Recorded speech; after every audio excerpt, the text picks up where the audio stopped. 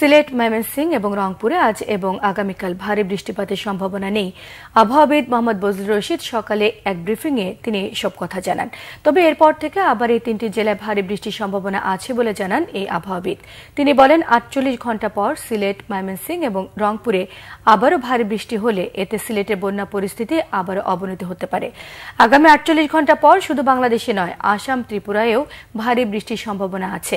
এবছর শুধু বাংলাদেশ নয়, পুরো সাউথ এশিয়ায় জুলাই মাস পর্যন্ত বৃষ্টিপাতের সম্ভাবনা রয়েছে বলেও জানিয়েছেন আবহাওয়াবিদ মোহাম্মদ বজলুর রশিদ।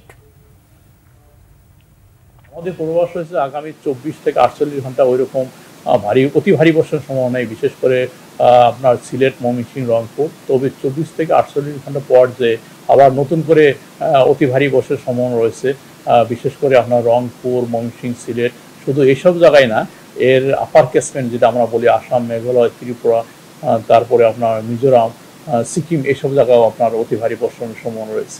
নতুন করে বৃষ্টি যদি ওইসব এলাকায় অতি ভারী বর্ষণ হয়, তবে আবার নতুন করে বন্যার আশঙ্কা দেখা দিবে।